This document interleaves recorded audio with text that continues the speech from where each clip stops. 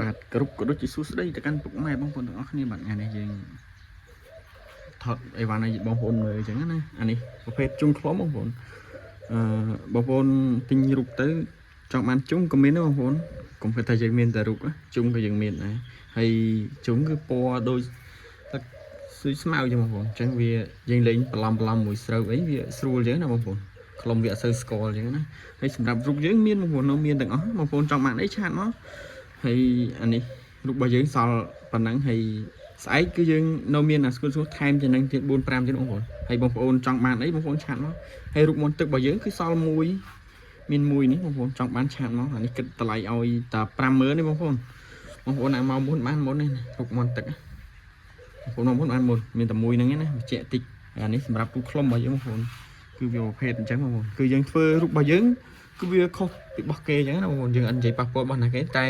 យើងចង់បញ្ជាក់ថារូបរបស់យើងវារៀងខុសពីគេដោយសារយើងធ្វើយើងដាក់ស្មៅដាក់អីចឹងណាហើយរូបរបស់យើងគឺធានាឲ្យបងប្អូនស្អាតហើយដេញហើយជុំរបស់យើងក៏ធានាដែរបងប្អូនជាប់ល្អមួយយើងយកទៅលេងគឺគាត់ឲ្យ feedback មកគឺអែមបងប្អូនជាប់ល្អហើយអត់ងាយរបូតអត់ងាយដាច់ចឹងបងប្អូននេះជុំខ្លុំរបស់យើងបងប្អូនហើយសម្រាប់បងប្អូនអ្នកនៅពោធិ៍សាត់អាចមកយកដល់ផ្ទះបានបងប្អូនផ្ទះខ្ញុំនៅស្នាមព្រះបងប្អូនចិត្តរោងចក្រស្នាមព្រះហើយយើងហួសពីឃ្លាំងមឿងមកបន្តិចដល់បងប្អូនហើយសម្រាប់បងប្អូនណានៅឆ្ងាយអាចផ្ញើតាមវិរៈវុនធម្មវិរៈអីបានបងប្អូនខ្ញុំផ្ញើបាន25ខេត្តក្រុងរបស់យើងគឺដូចខ្ញុំនិយាយចឹងបងប្អូនយើងមានរូបខ្លុំយើងមាន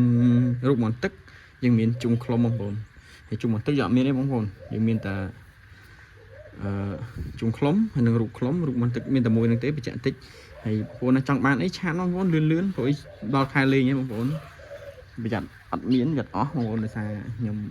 មានអត់ទៅច្រើនទេរូបដោយសារគេយកអស់ចឹងណាបងប្អូនហើយបងប្អូនស្រឡាញ់អី